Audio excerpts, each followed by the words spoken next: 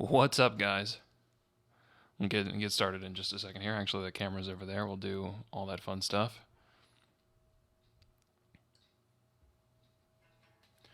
What's up, guys? Actually, what we're gonna do today, as soon as I make sure, let me throw this on Facebook real quick.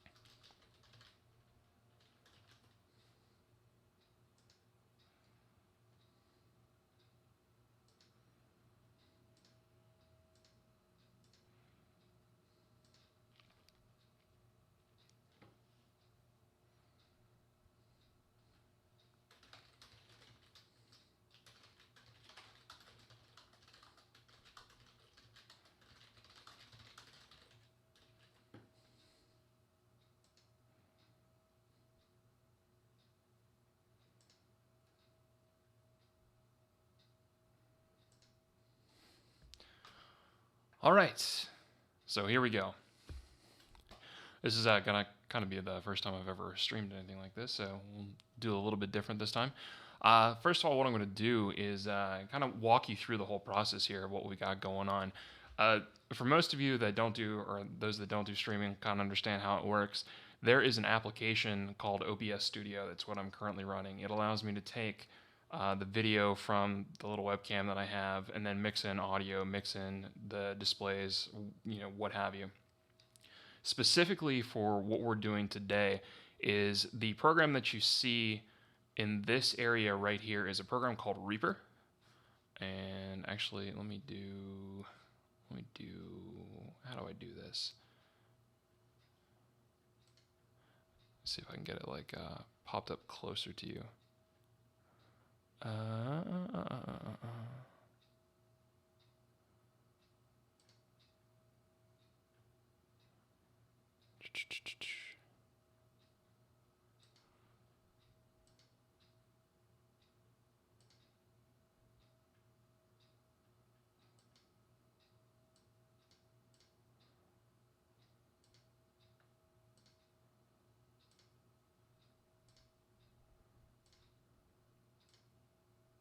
There we go.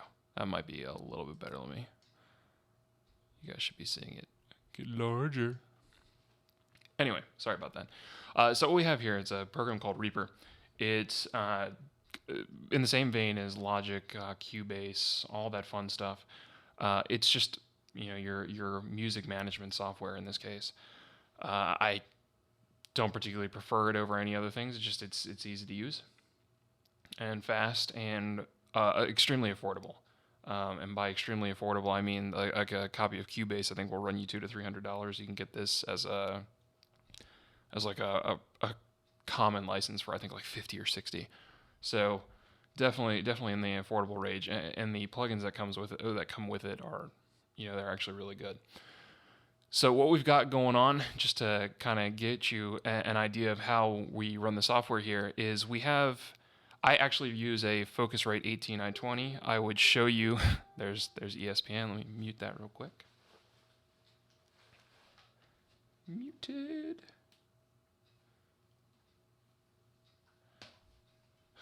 I use a Focusrite 18920. What that means is I have a ton of inputs for guitar, the drums in the background. Let me show you, flip those over there. The drums themselves are mic'd up, and then I have the vocal mic actually in front of me. You can see some more of the guitars in the background there, and actually there's more guitars over there somewhere too. And essentially, whoops, throw that down so you can at least see the guitar I'm playing right now. We'll get into that in a minute. Effectively, what you do is I have a secondary thing, which is a little free plugin. It's called Voicemeeter, and I use the banana version. Let me throw that on the screen here. What this allows me to do is, if you were just to try and run an audio input, you only get like the very first channel, which would mean that I think either I could have like a mic plugged in, or I could have like a guitar plugged in or something like that, but that doesn't really work out because we need pretty much everything going at once. So what we have here is you can see the mixer going on here. This picks up channel 3, and then you can see these two guys in the background. That's actually the drum mics back there picking up my voice in the background. And then what this allows me to do is this sends it all the audio mixed down back into OBS, so Open Broadcaster, and that way you guys can hear what's going on. Now, what you have to do in the Reaper program, as we already have the one track here, you will. This is a little.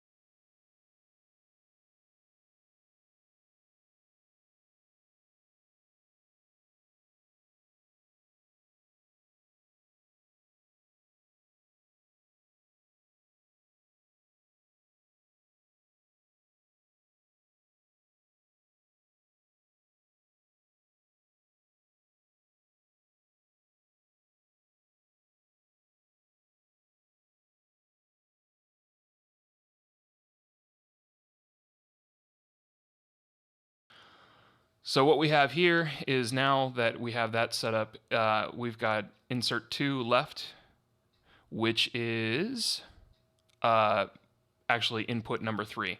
So if you look at the Focusrite 18i20, which you guys can Google that later, there's 2 inputs on the front and then 6 inputs on the back, as well as, and those are all mic level inputs, and then like 9 more input outputs, or no, I'm sorry, like 9 more outputs, actually line level outputs on the back of it. So that's where it gets like it's 18i20. It might be a little bit more than what we need in the studio, but yeah, it works, especially if you want to mic up like a full drum kit like we got back there. So now that that's kind of thrown on, what we have on the vocals here is just, you can see the FX already going. It's just a basic DSP processing, and that just makes my voice sound a little bit prettier than it is normally. Now that we've got that, what we can do is we can go ahead and set up a track for guitar to start off with. So we're going to go ahead and insert a new track here. We will have, as I said, even though it says one left, one right, you would normally consider that for stereo. This is just how Voicemeeter has it. For your purposes, if you have like a Focusrite or a PreSonus, it'll actually tell you input 1, 2, 3, 4, 5, 6. Just have to do the conversions because of what we're using right now. Like I said, input 1 equals input 1 here. Then we can record for ARM. And if I play something, you guys aren't going to hear it right now, even though you can see on Reaper, it'll actually show you that there's input coming through. The reason it's showing you that input is coming through is because the 18i20 is sending it technically to Voicemeeter. The reason that you're not hearing it through the stream right now is you actually have to ARM this. The way that the stream picks up the audio is even though it's a fake driver, it doesn't recognize that audio is coming out until it actually has the sound audio. So once I turn this record monitoring on, you should be able to hear. And I'm just going to go ahead and I'm going to get some volume over here just to make sure that that's coming through appropriately, which it should be. Record monitoring on, you should be able to hear. Yep. That's all I needed. I just need to make sure you guys are hearing that properly. Now I can mute that. And of course, that's just your dry input signal. Nothing special about that. So what we'll do next is, this is going to be a little bit weird. I'm going to let's take a step back and let's turn on the next step here, which is the mix control software. This is specific to Focusrite, so if you're not using Focusrite stuff, not a big deal. But I think PreSonus has something relatively the same. over here, what we have, you can see my mouse kind of circling around it, I think, maybe, yes, no, if not, no worries. What we're going to do is we have this 1 and 2 here, which is our monitor presets. This allows me to actually, hear monitor outputs. Like 1 and 2 are my actual studio monitors, which are Rocket 5s, Rocket 5s, which I think are basically just means it's a 5-inch. So if I play now, all right, now I can actually hear myself. So bonus on that. Otherwise, I'm just going to be hearing the random clicky sounds. A couple nice things about the AT920.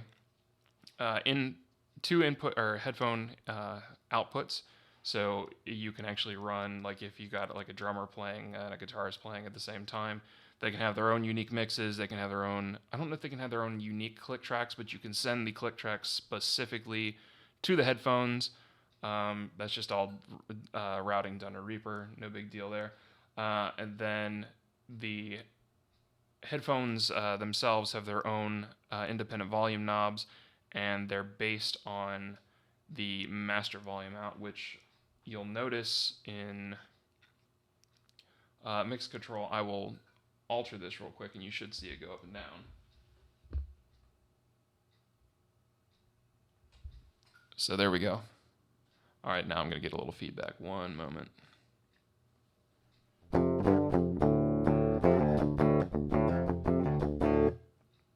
So cool, fantastic, wonderful. Didn't really need to hear the feedback, but I'm going to pause that 1 second. Let me see how it appears on audio. I hope I'm not feeding back too much. Cool, fantastic, wonderful. Didn't really need to hear the feedback, but I'm going to pause that 1 second. Let me see how. All right, so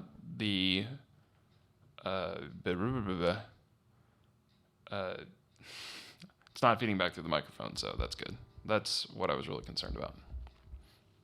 All right, so mix control, you can see input 3, which, as I said earlier, is indicative of input number 2 left. Like I said, once you play around with it, you kind of figure it out. It's a little bit wonky. Then you've got input 1. Each of these sliders actually corresponds to the gain knob that's on the front of the AT920. So your first mic level, 8 inputs all have their own independent gain knobs. And the first 2, which are actually both mic and instrument level, have padding and so you can click it to turn it on to instrument, and then it has its own. The first 2 have their own padding as well.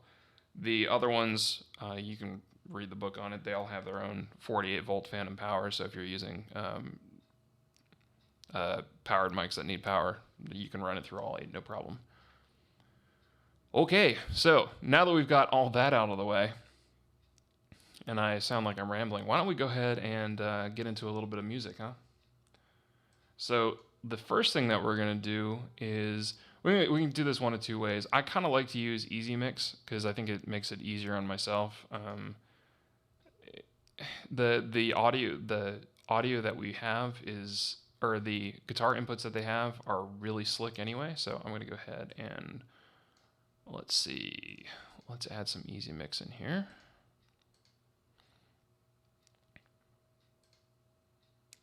I am going to choose. What am I going to choose? One of these.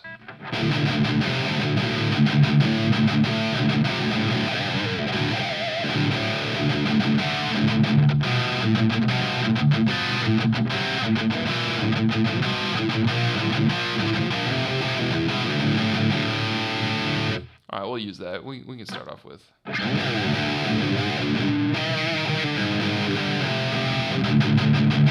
I think this is based on a Framus Cobra, if I'm not mistaken, which is it's in the same line of like classic 5150 dual rectifiers. It's gonna have that rectifier type tone, rectifier / high gain type tone.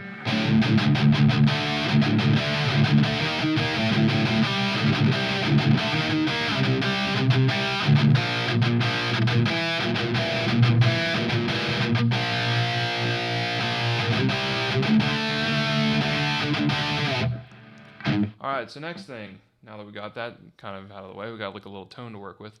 Let's get a little bit of a beat going.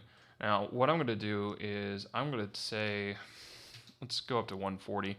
You always want to set your tempo a little bit early because the program that I'm going to be using, Easy Drummer, Drummer 2 specifically, is anything that it spits out via MIDI is going to be controlled by the parent click here. So let's go ahead and we're going to do track, and we're going to do insert track, or actually insert virtual instrument. We'll pick up Easy Drummer. What we got here is it's going to ask me if I want to send each of the drum tracks out to their own individual track. For now, because we're just kind of dicking around, I'm not going to do that. But the reason that we can actually do it after the fact too, because all we're doing is setting up our MIDI.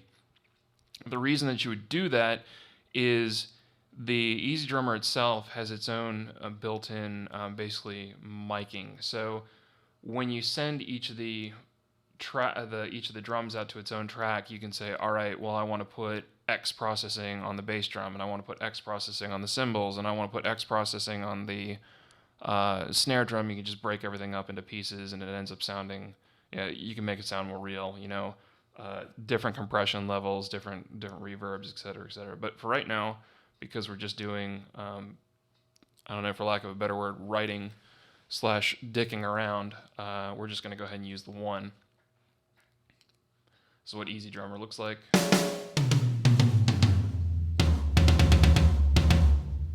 Make sure this is coming through on the DAW. I'm going to go ahead and move this off screen here. I'm going to choose, let's see, what kind of drums do I want?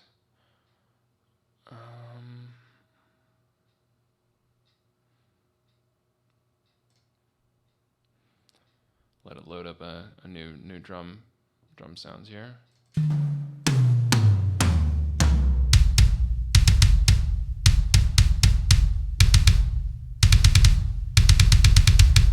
Yeah. Not a fan of that snare, so we'll choose a little bit different snare.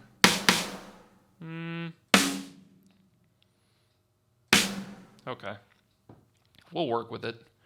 And then what we're going to do is Easy Mix allows me to, it basically just has a bunch of built-in little MIDI riffs. So let's find something to kind of groove on for a little bit.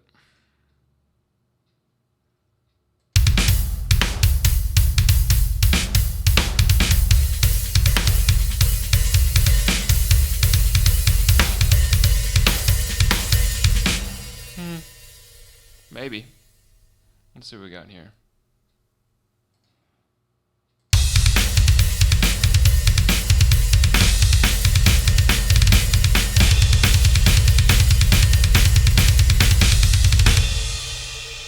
See how this coming through on.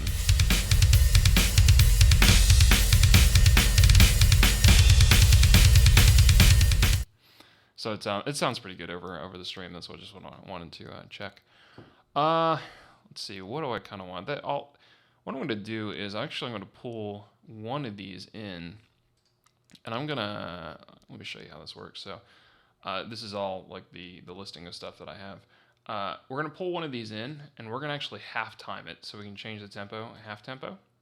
So pull this over, and then what I get to do is I get to pull it into my window here, and then I'm going to set my project.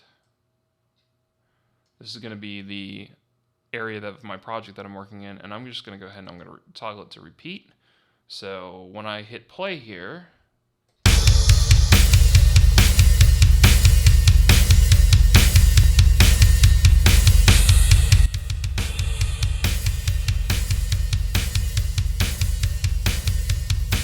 turn it down a little bit too, and you kind of get, just a basic.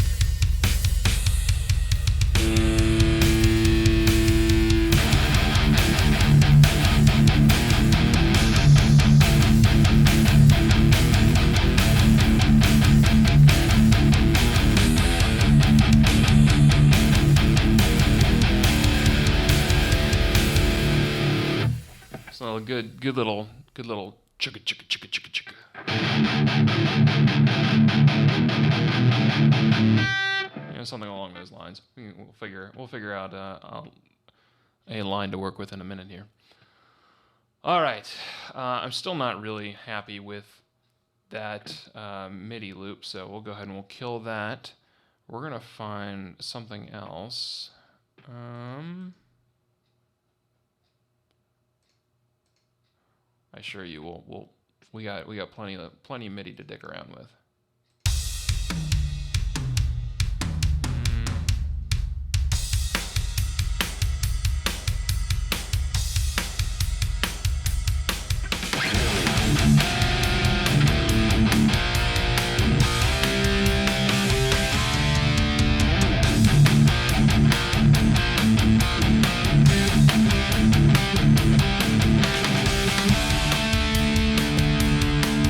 Alright, so it's something to work with.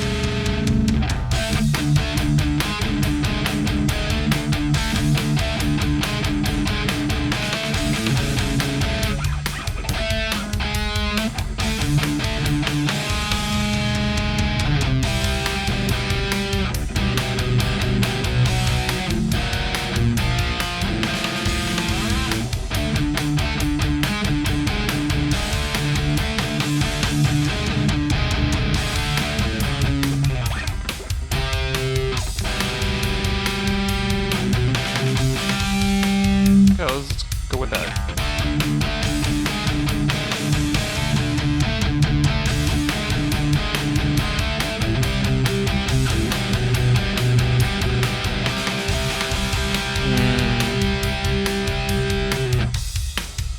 You kind of see where we're going with that. We kind of get that.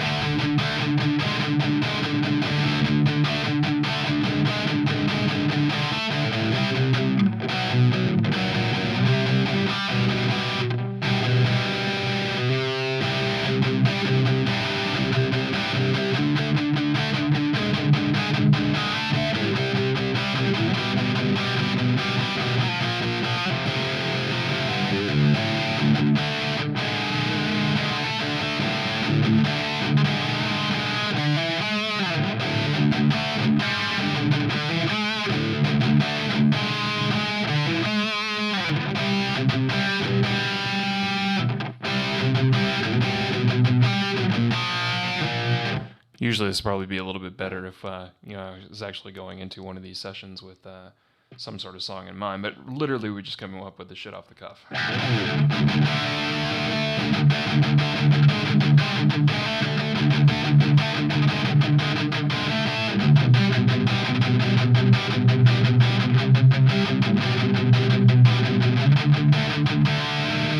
So we'll try this again. We're going to stop it and play it from the beginning, maybe?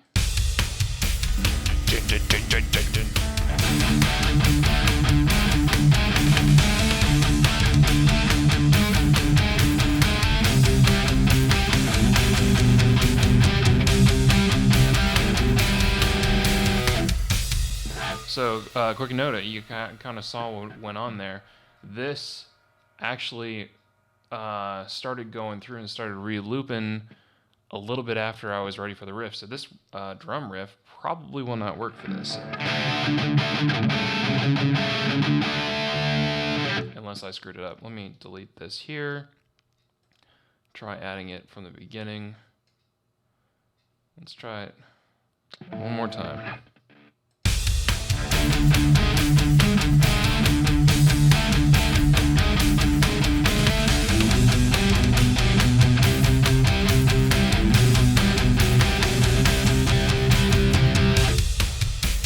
Maybe, but I'm still not 100% satisfied, so.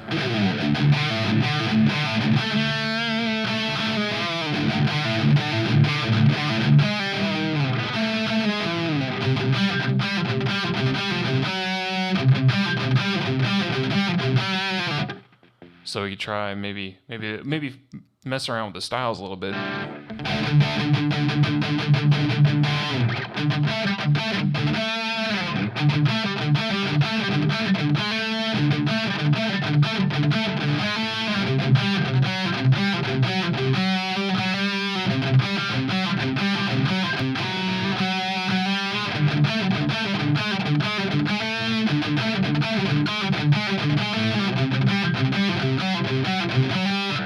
Another thing is, and I told you we need to set this at the beginning, because if we change this over right now, we can see we bump it up to 160, and let's see if this beat still works at 160. My guess is probably not.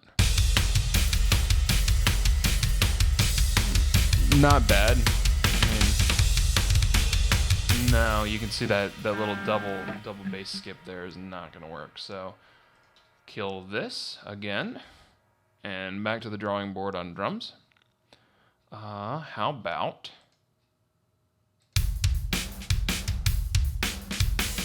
a little bit too broken up there. Let's see what we got. Maybe.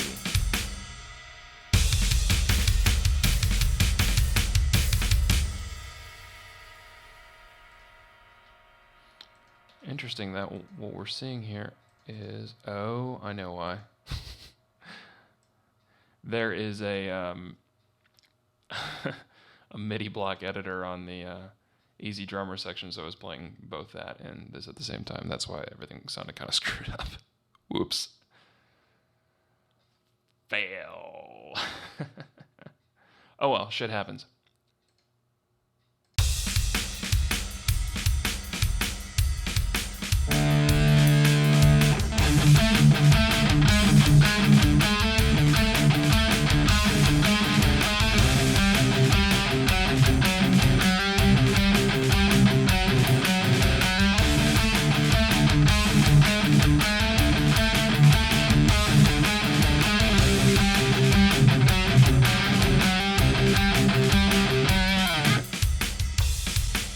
So what we have here, I think, is we might have to extend this out a little bit.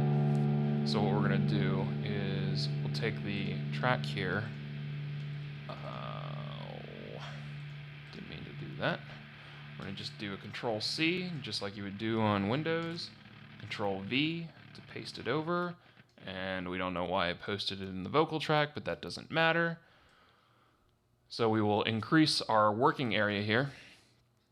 And what I'm going to do is I'm going to kill the recording on the vocals so we don't have any pickup when we're actually doing the recording here, and then we can re-enable it in a second. But what we'll do is hit record, and we're going to turn on our metronome here so we can hear a little clicky-clicky. And let's go for it.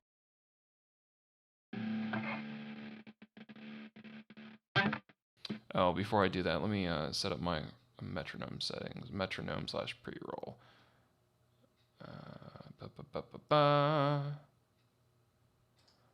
There we go. So I don't need the metronome during playback, but I do need it during recording, and I want it to count in before recording. So I think it gives it, yeah, 2 measures. So there we go.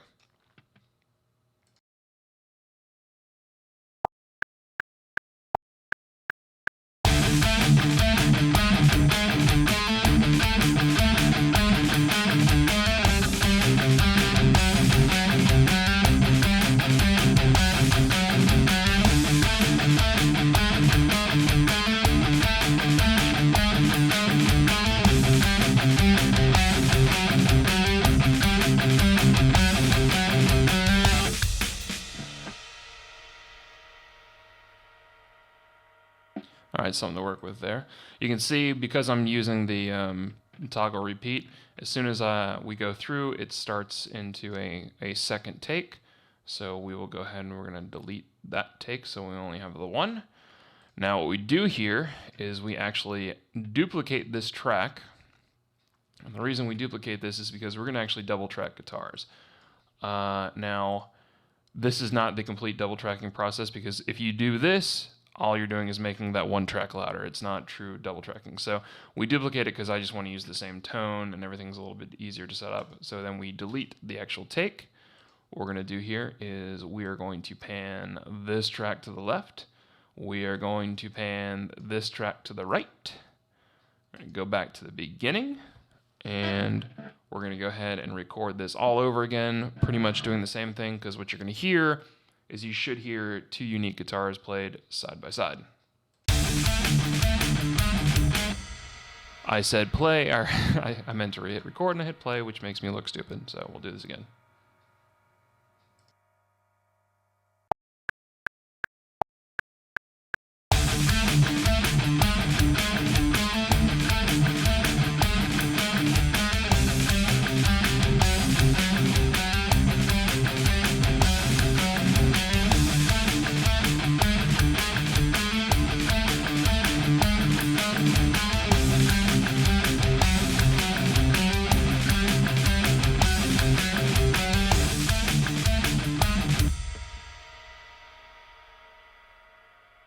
Actually, I am not going to complain about that. Usually, it takes me a take or two to get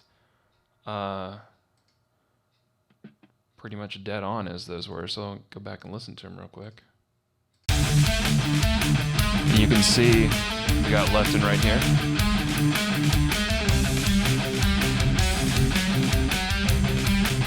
All right, so for a beginning little riff here, not too bad, not too bad. Not going to complain.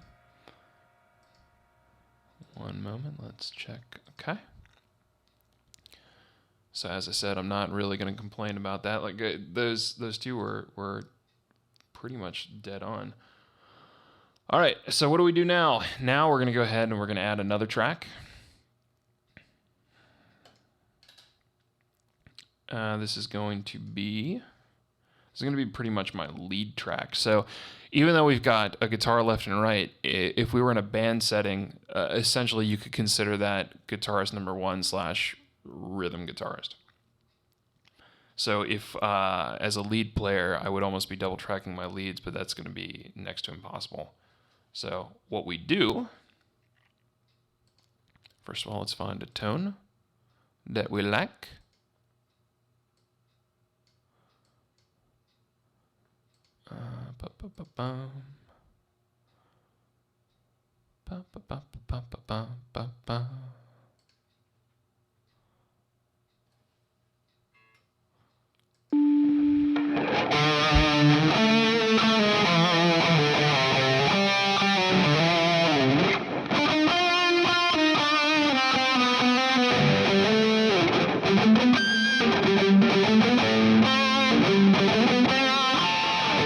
All right, that'll work for our purposes here. So we will go ahead and we're going to play this back.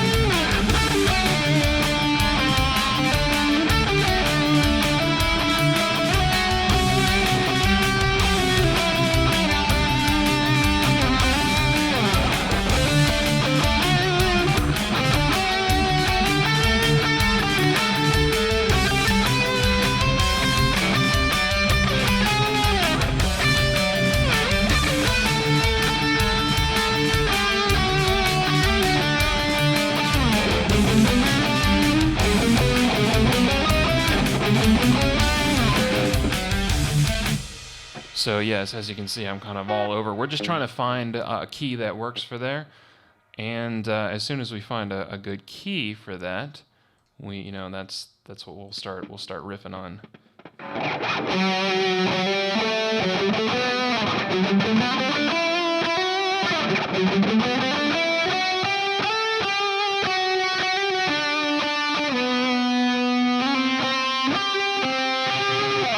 So I think what we can do between the two is we can flip it up a half step, and I think it'll work. So let's go back to the beginning here.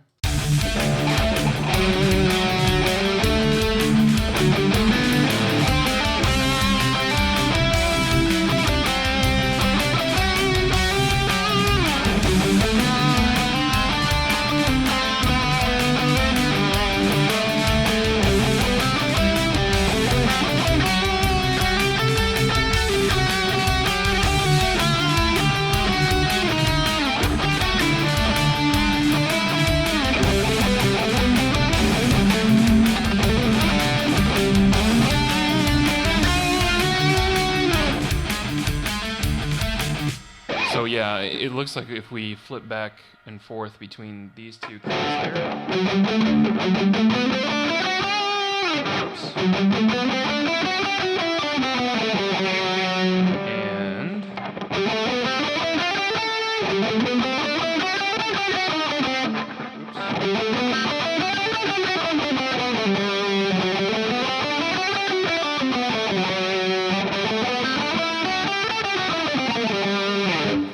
Those two, whatever keys those are, so you'll have to forgive me. My music theory really isn't the best. I play pretty much everything by ear. But if I were to take a stab, now first of all, I'm tuned half a step down and in drop D, but I'm not playing on the low D string, so that's drop D flat or drop C sharp, whatever you want to call it. So if we go by that, and we go through the notes on the guitar, if let's see, little guitar lesson for you. Easter bunnies get down at Easter, and then flip that one down half a step. So A flat becomes B sharp. So we've got, if this is A flat, that's our B sharp, B flat, and then C. Okay, so we've got a C here.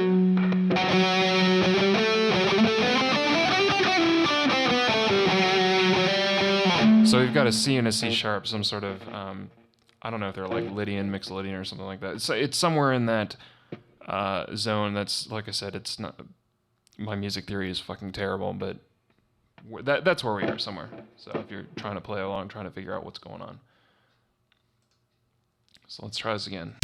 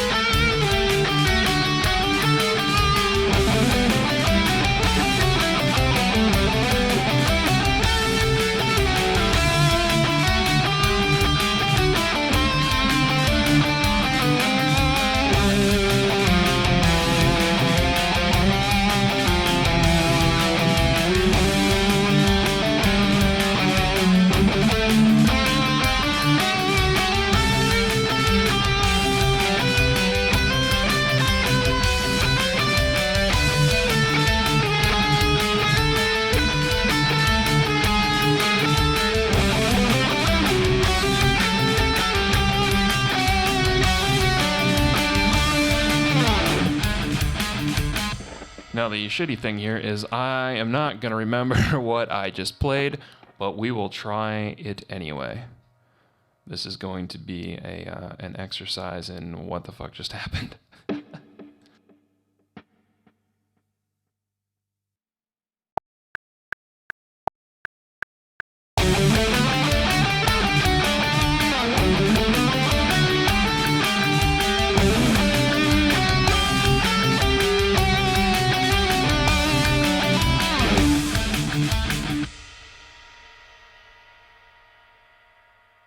So let's play What Did Wit Just Do? I forgot that we're actually going twice through that, so let's try that one more time, shall we?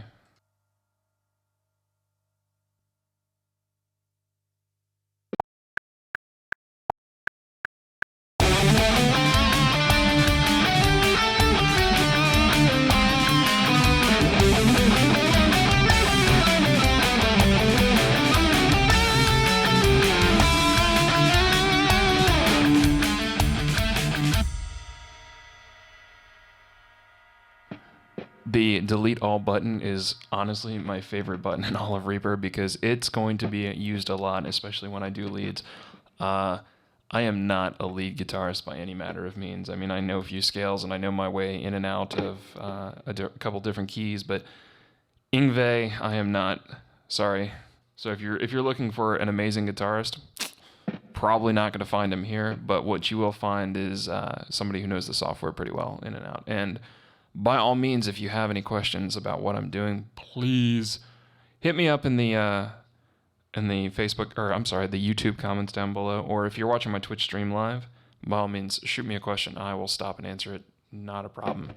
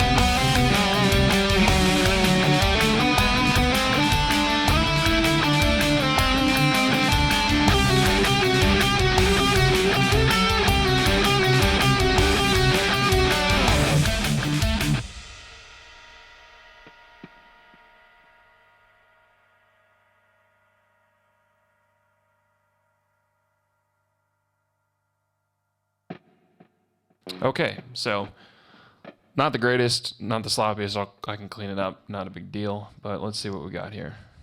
Yeah, clearly we're going to do that again.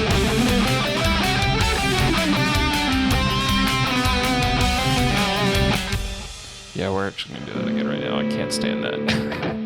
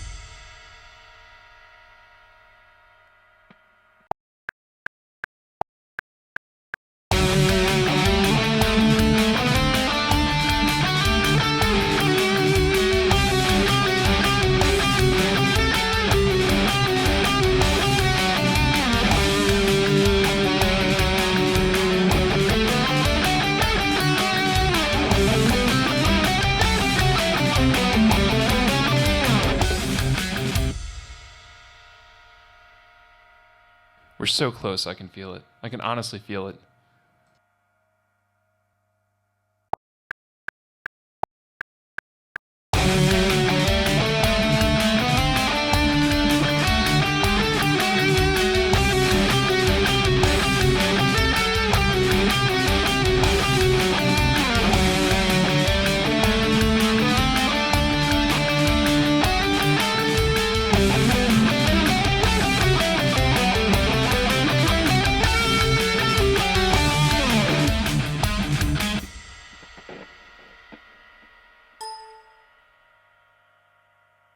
All right, let's hear how that one sounds. That didn't sound too bad. So let's go ahead and kill this active take here.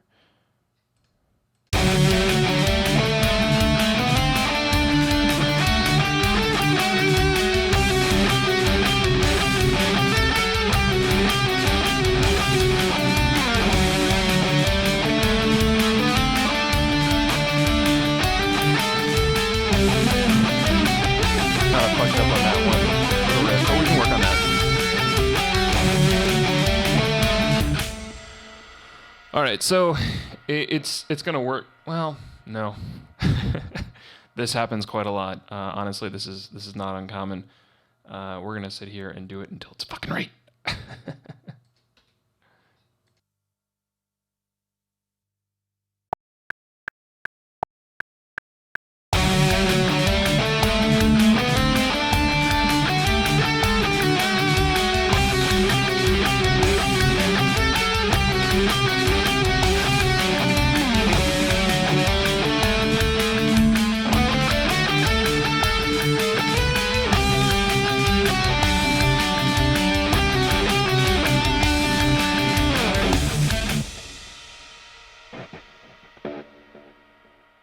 I think I can actually live with that. So let's go ahead and delete that. Delete the active take there, and let's listen to it.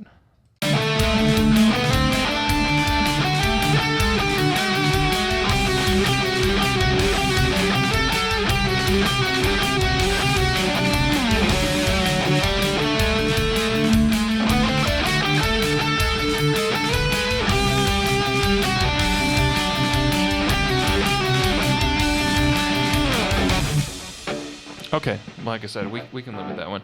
So what we're gonna do is, it took me a long time to kind of grasp around this concept because normally I'm actually also a 7-string player. So the idea of everything to me is normally like a really crunchy, really heavy. So getting that bass in there is kind of weird. So let's go ahead and let's hop on a little bass guitar, and you're gonna hear. Everything is really gonna fill out really quickly. Because the bass line is not gonna be much different than the main guitar, but the octave that it plays in and the without stroking myself here, the sonic tonality. I don't know. I'm pretty sure I'm making up words at this point. It fills out the the soundscape, as it were. And yeah, so 1 second.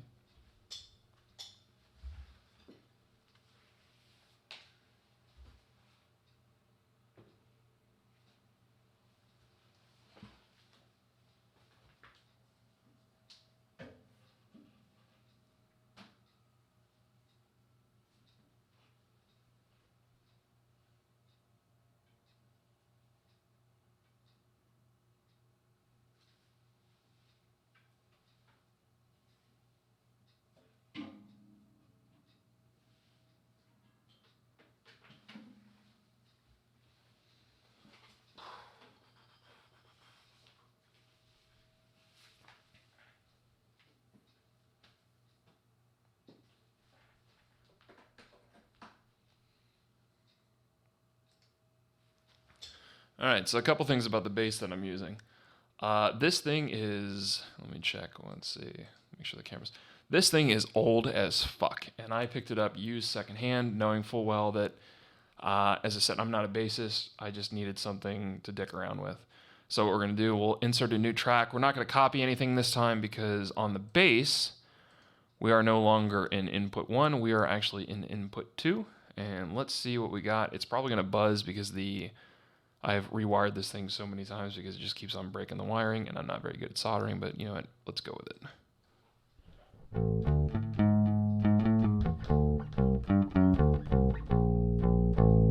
All right, we can live with it.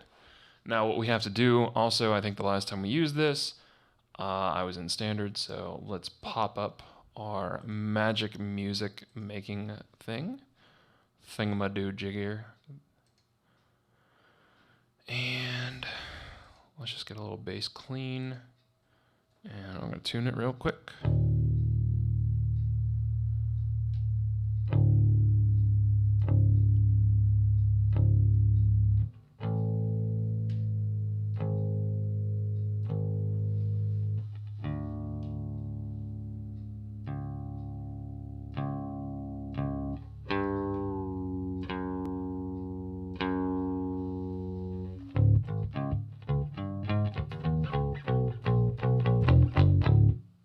All right, so we have something to work with now. Let's get our music going here again. A little music.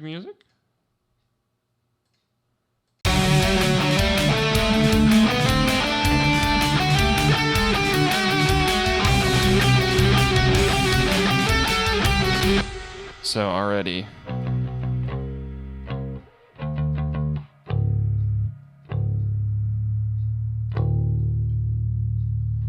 that doesn't sound right. So if we did,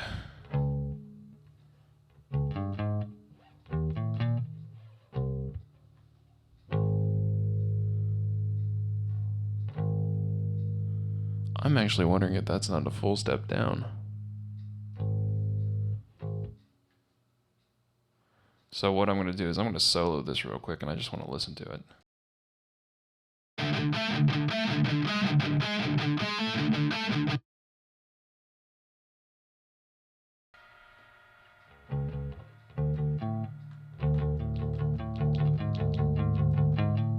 It would appear that I'm actually a full step down, so we need to go down a little bit more.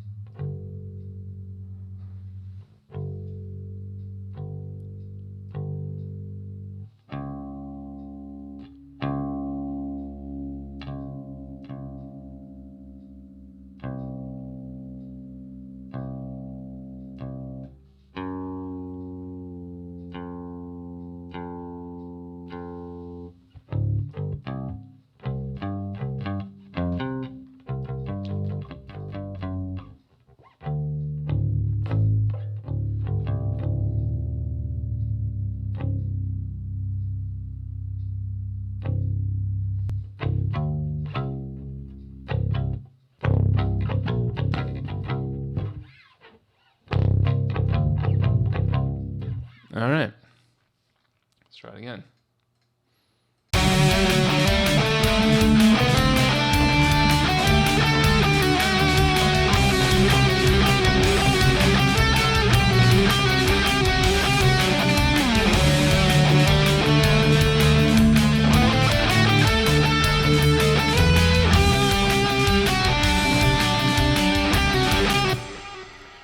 to find a bass line, so...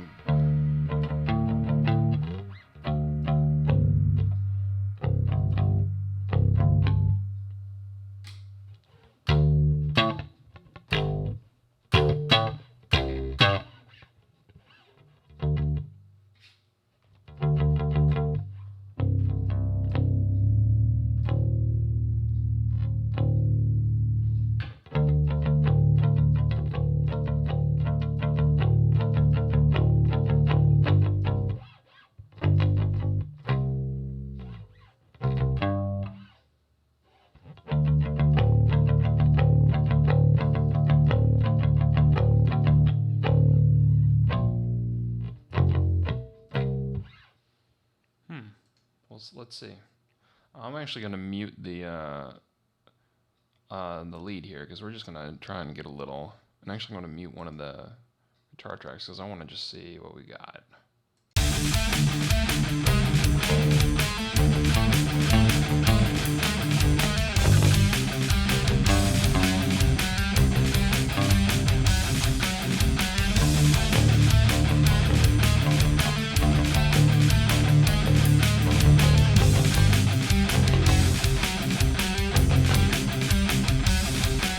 So we got that first line is good.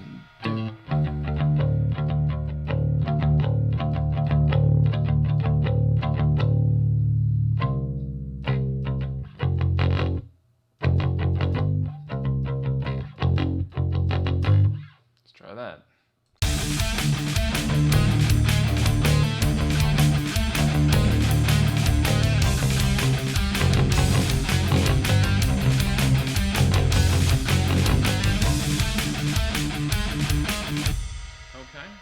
All right, well, let's see here. So what we're gonna do is I think I'm gonna cut back the bass on that just a little, the input, because I don't know if you saw it, but it is kind of spiking just a tad.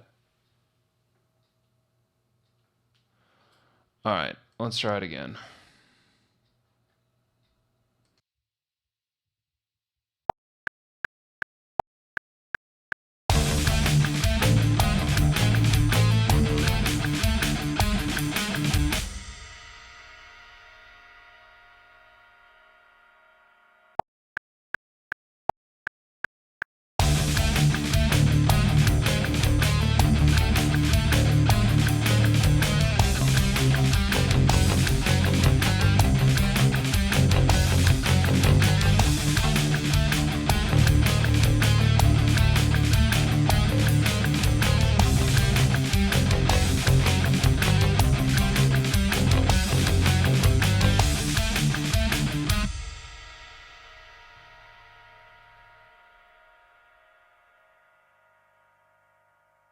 Now that we got that out of the way, let's see what it sounds like in the mix. I don't have a whole lot of high hopes for this, but why not?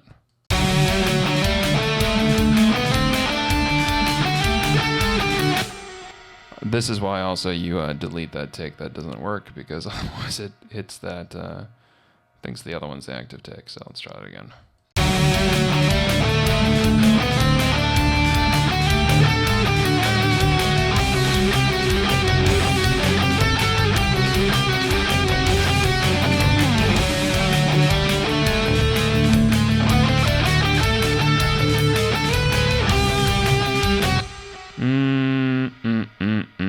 Not a fan.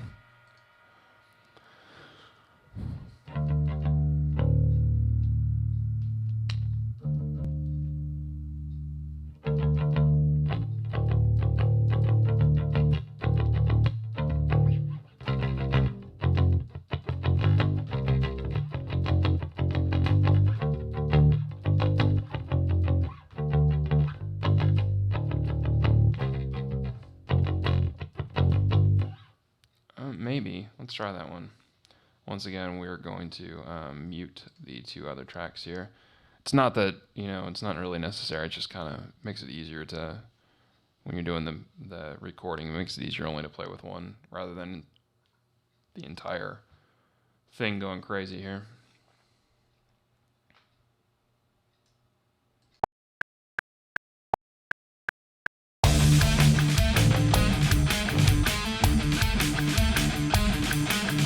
I already forgot what I played.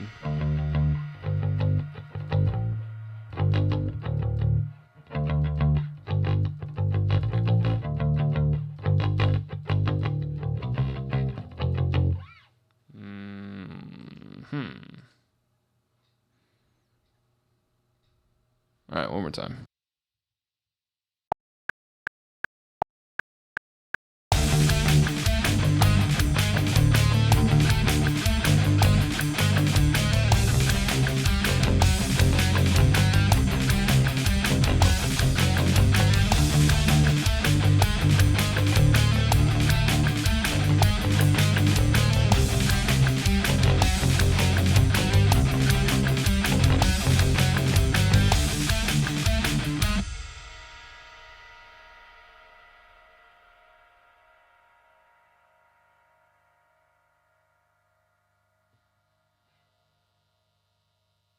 Not sure if I'm really married to that one either, but why not at this point?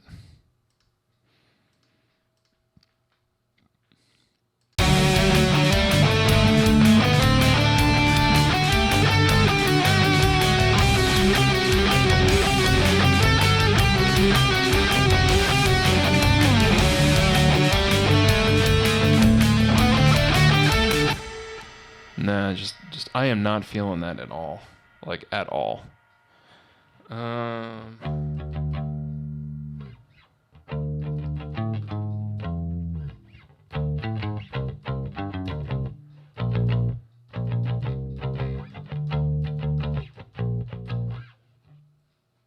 Let's just let's solo that, or I'm sorry, not solo, because if I solo, I'm gonna lose that bass. Let's play this again, and I'm actually gonna kill the drums too, because I just want to hear.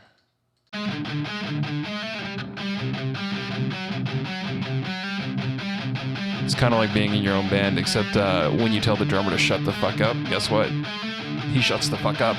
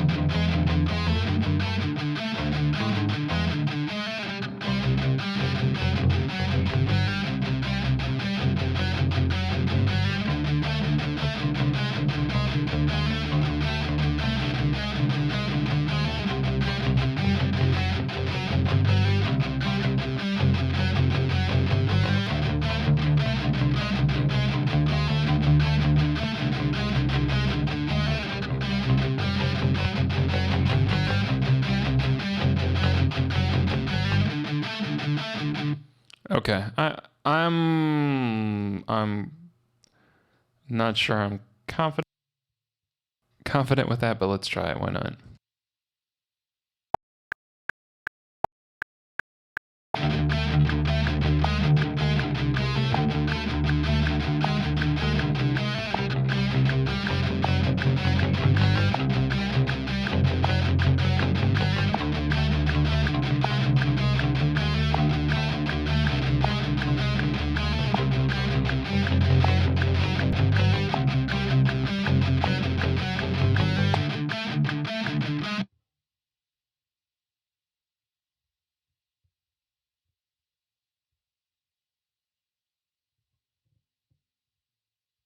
All right, so let's go ahead and put it in for the full mix.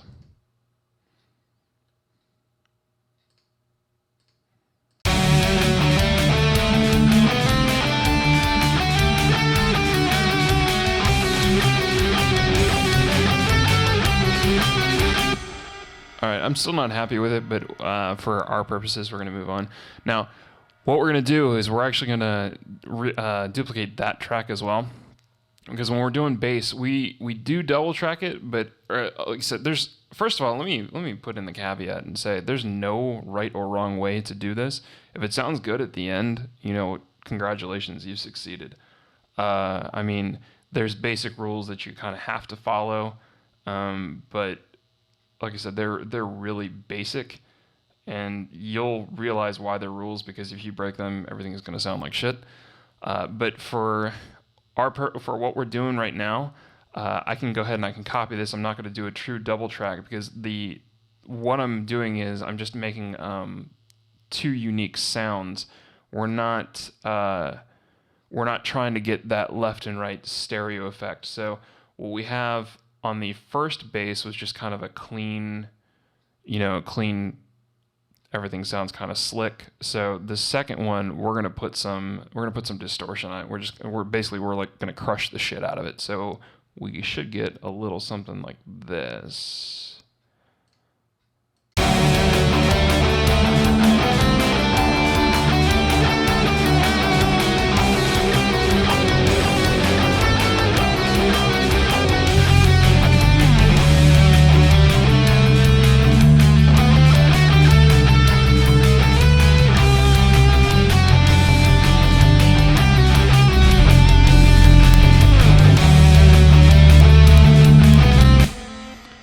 And all of a sudden my speaker started popping, which that would indicate we got some pretty strong bass going on.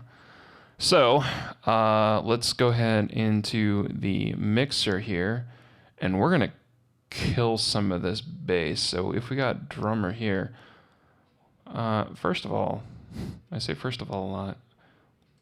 Let's do some basic maintenance here. Let's call this one voiceover. RHY, and I think I have this pan left. Alright. RHY right. DTR lead. Now we got bass clean. Bass distortion. Now down here, what we can do is wonder why it is bumped up to 1.45 when actually we want to take this down. This is just going to be like some preliminary mixing to make sure my speakers aren't buzzing like crazy. And maybe even your headphones, I don't know.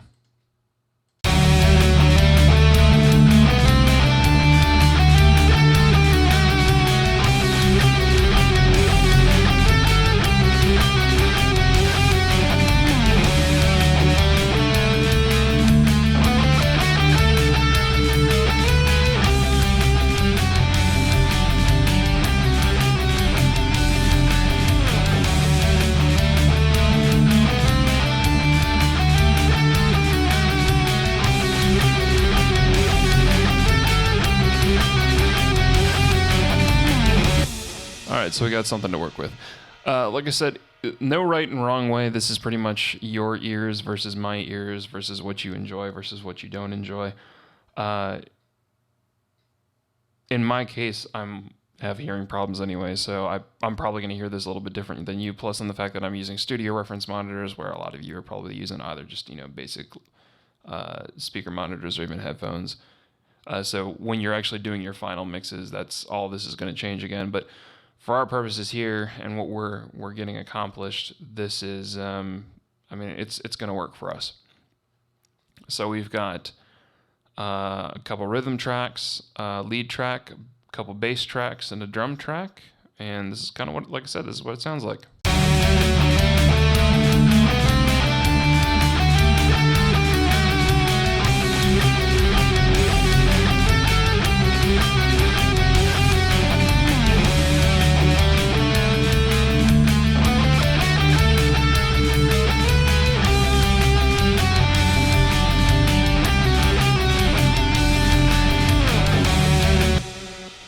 So a couple things that I might want to add.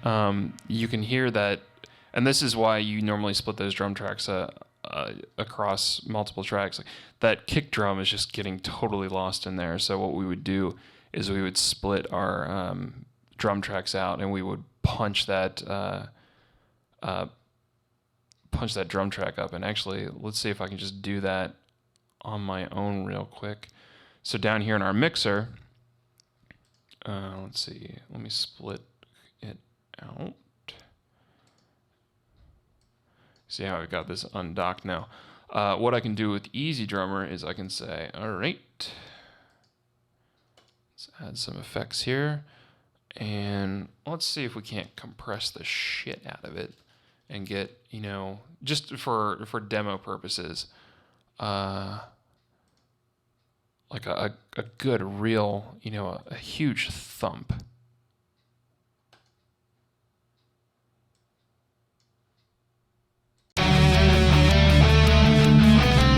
Congratulations, I just managed to make the thump go completely away. Alright, that didn't work.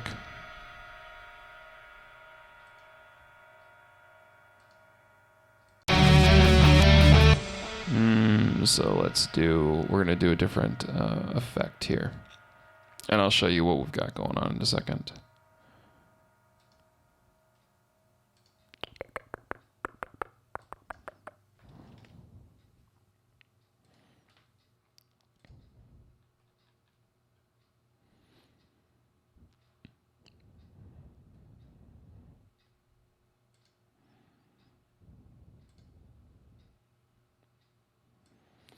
All right, so what we've done here is we've got our drums, and then we're telling it it's a group bus, and we're going to say, is there anything here that just like huge analog? So we can just dick around with this for a second.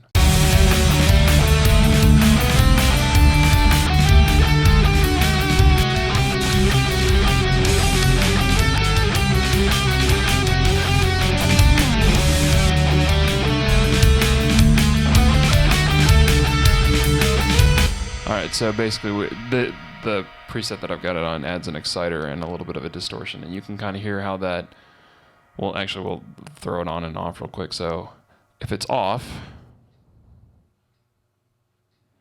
I mean you can kind of hear in the background, it's okay versus...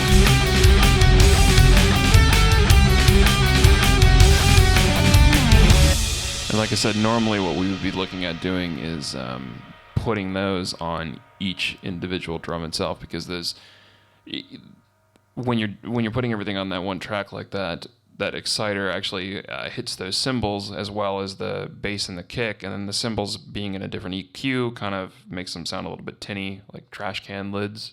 Which, if that's what you're going for, awesome, more power to you. That's why I'm saying nothing is right or wrong. I'm just saying in our specific example, what we're doing here, I don't want my cymbals to sound like trash can lids. If that's what you're going for, that's how you do it. Congratulations. Other than that, I think this is where we're going to end this tutorial video. We've discussed a couple things, and I want to bring up the banana or voice meter banana. Let me throw this one more time and kind of discuss what else you can do with it, because it has a few applications that beyond what we got here. Now, like I said, with OBS Studio, as I'm using it, I'm just using it as an output for Reaper. So everything that I put into Reaper is going to go back out and into OBS Studio. But you also have these virtual inputs here. So if you were to do like a Skype call and wanting to do this, what I could do is I could set up, if I had somebody over and we wanted to do like a Skype podcast or something like that, we could have two microphones going in.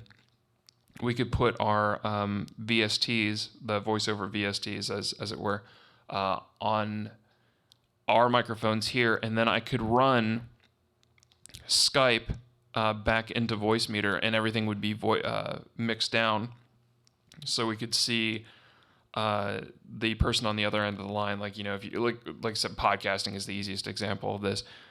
You want to do an interview with somebody. You have a couple people in your studio, as it were. They have everything set up through their DAW, through their mixer of choice. That goes into Voicemeeter, and then you pull in the Skype call into Voicemeeter as well. That all gets mixed down into OBS, and then OBS could have your video on the side, which you guys are, you'll see the Twitch video over here. You could put where I've got your Voicemeeter stuff right now, you could have, like a Skype video, or pretty much anything. You could put YouTube in there. If you wanted to put Spotify music, you could run Spotify through there. Clearly, that's not recommended, as unless you have the rights to broadcast music. Don't do it, but I'm saying you could. pretty much it's whatever you can theoretically hear on your computer, you can run it that way. So it's the same way I do my whatchamacallit, my video game streams. My vocals I actually run through Reaper. They have the processing on them, and so that's as I said. Let me throw the processing off. You can kind of hear what's going on. Boop. So it doesn't sound too bad, but everything it's not quite as compressed. It's not quite as clean. So you can do it this way. When you have the software to do voiceovers, why not go ahead and use it? There you go. So now you have that. Now you have the compression back, and everything seems a little bit tighter. But yeah, that's the tutorial for the day, or in the song. Whether or not we'll continue to use that song, I don't know. And it has promise. It has something. I'll just have to dick around with it later. But I hope you guys enjoyed what you saw. As always, subscribe, like the video, favorite, whatever. Give me a little love in the comments, and you guys have a great day. Patch out.